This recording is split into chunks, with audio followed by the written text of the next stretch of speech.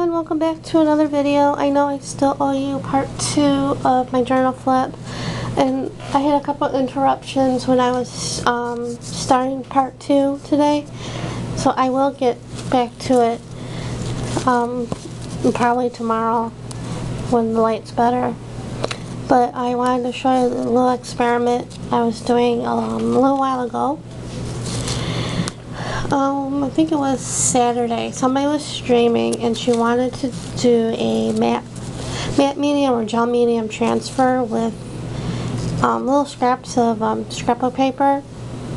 And somebody told her, no, you can't use scrapbook paper for transfers with matte medium. And a couple of us were like, how do you know? And she was like, I don't know, I only heard.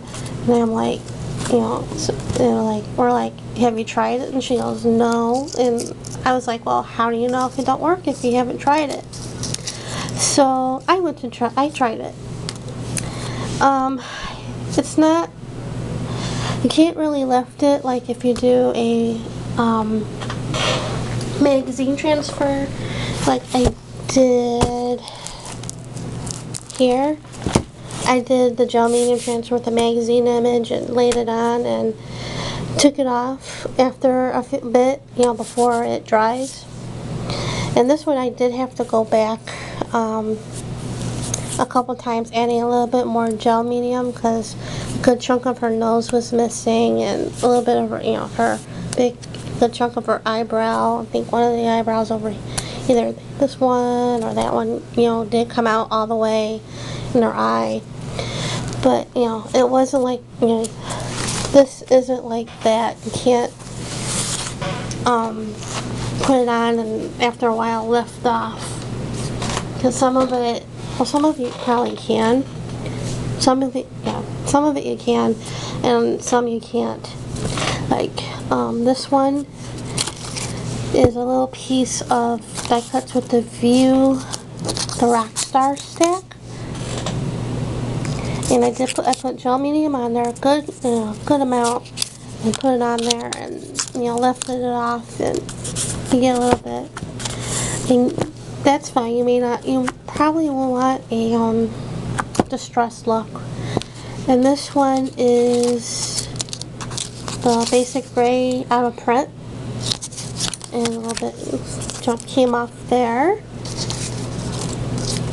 And this is King Company Jubilee,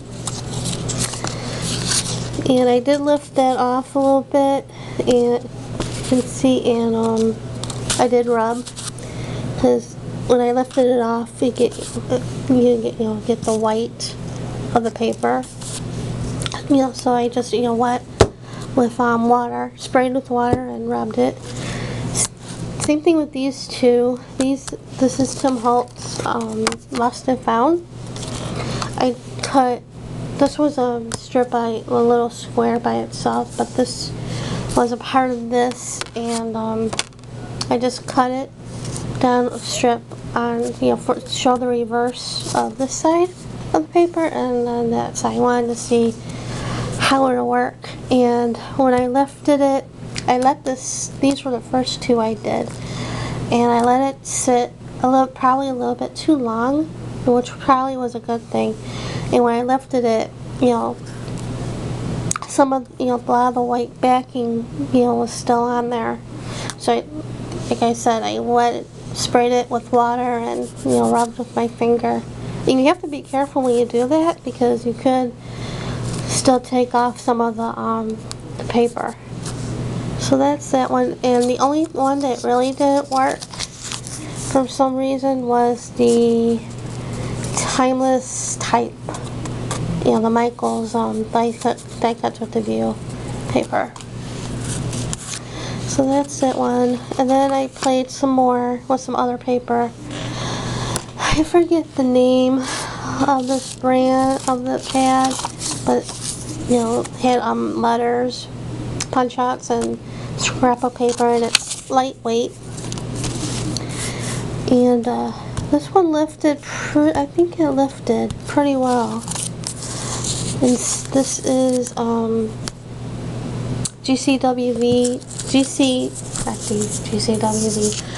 GCD Studios. Yeah, I cut I had a strip and I cut a little bit off.